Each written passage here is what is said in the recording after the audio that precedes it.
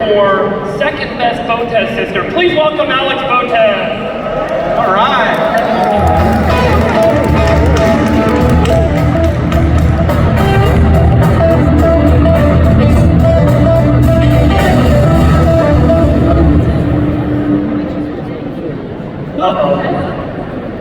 It's on? Can you guys hear me? Well, good, because I have some awards to give out as well. Oh no. Chamath, congratulations on the most likely to think of Elon when making love. Do you guys remember when Chamath was posting thirst traps on Twitter? Imagine being a billionaire so annoying that you still need a six-pack to get laid.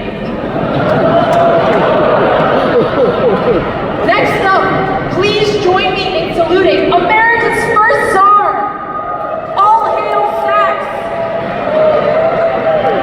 Congratulations on no longer being the least successful of the PayPal Mafia. That one stung. Sax has always been one step behind Peter Thiel, but now you and Trump can finally be friends with Zenefits. It's good to see J-Cal laughing. I'm surprised you showed your face tonight after Palmer Luckey annihilated you last summit. Congratulations on proving that ass kissing can be a career. This year, you win Most Investments Least Exits Award. Okay guys, this next one is a little bit spicy. J-Cal gets pegged by the VC industrial complex, and each time he whimpers Uber as his safe word. And last but not least, David Friedberg, the human equivalent of Soylent. Chamath likes that. Friedberg definitely got bullied all his life, but lucky for him, being autistic is now trending. Yeah! But hey, I gotta give credit where it's due. Friedberg, thank you for making the world a better place for Monsanto shareholders.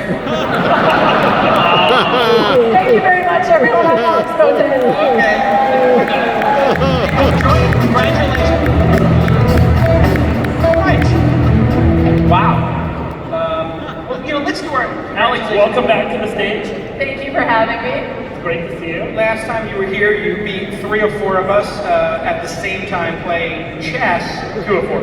2 of 4. And what? She had a push with one or something? I blundered the queen, but I won on time. Okay, you I won on time. don't really give it to myself. Okay. How much have you been thinking about your defeat by Sax over the last 6 months?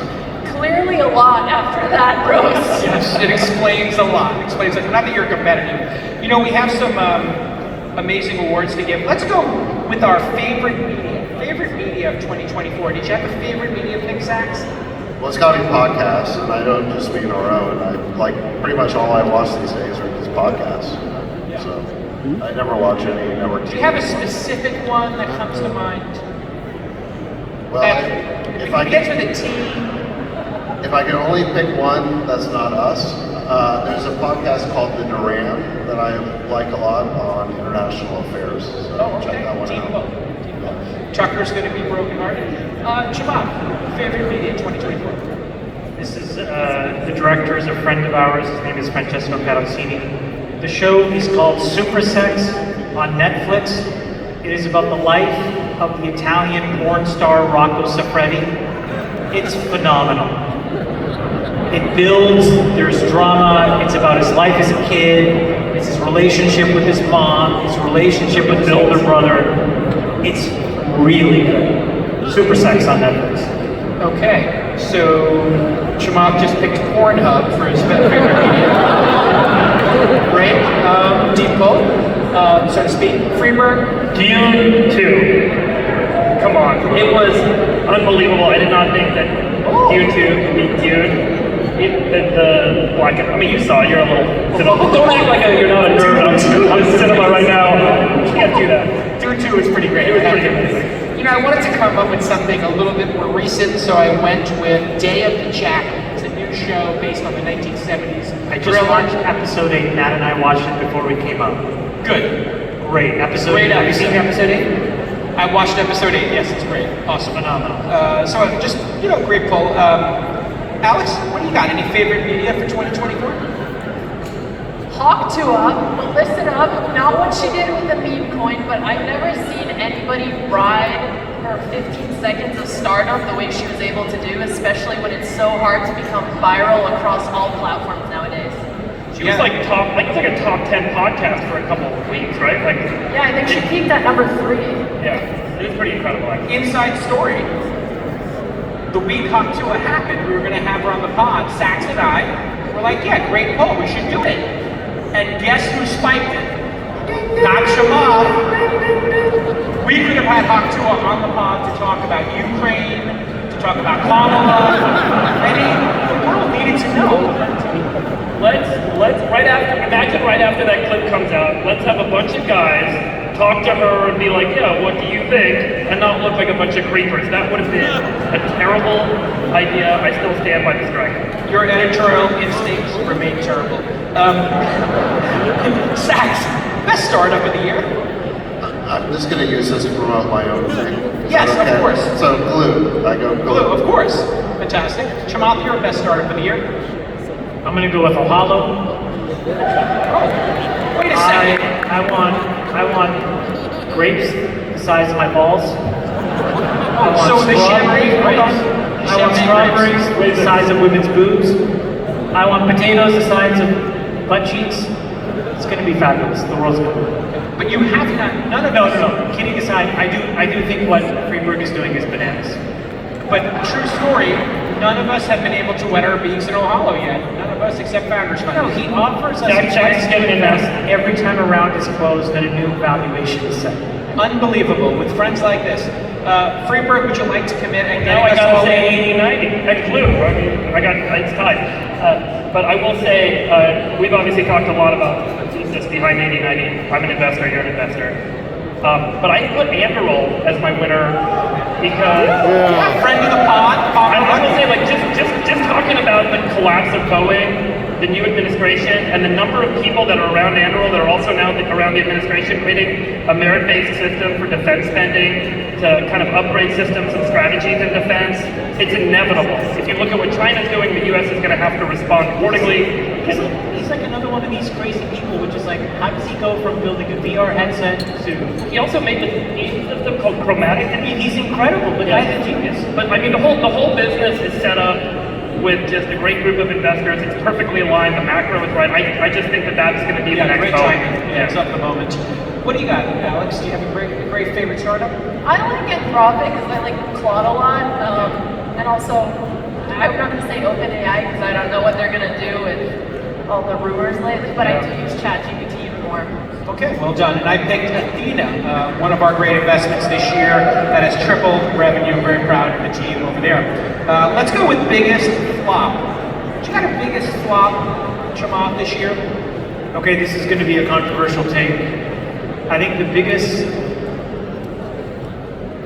flop, I don't want to say it's a flop, but I think the biggest disappointment of this year to me was OpenAI. I'll tell you why. I think they are the most at risk,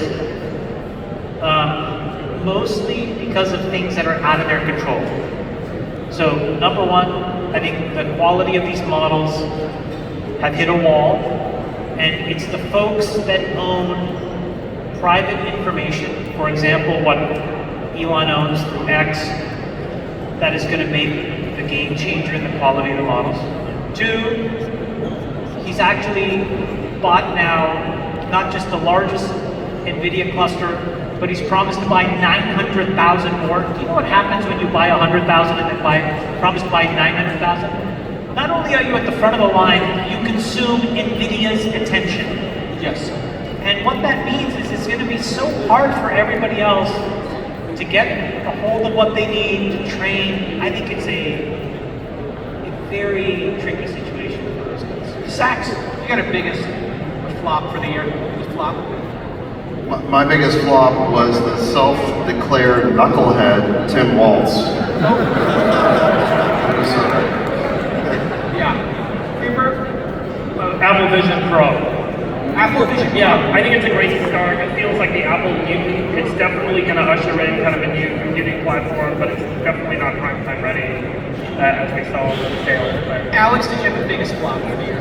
The Netflix cover of the Jake Paul Mike Tyson fight. It was their first, Good call. Good call. That was a good one, yeah. yeah, it was their first foray into live sports. They just couldn't keep up with the streaming capabilities, and then they got hit with a $50 million lawsuit.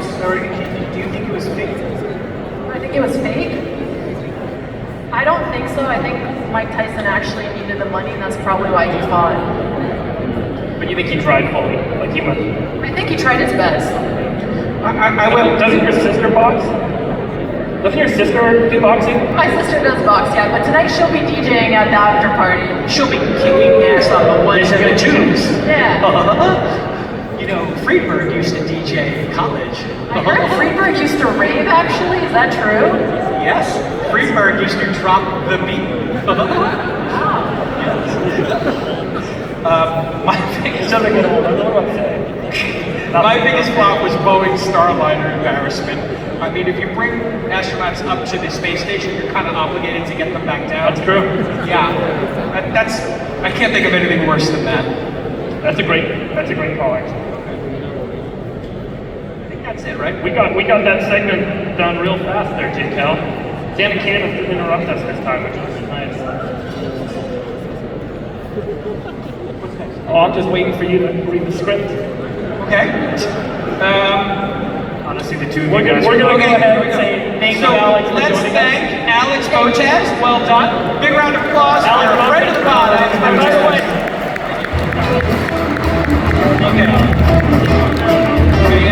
Okay.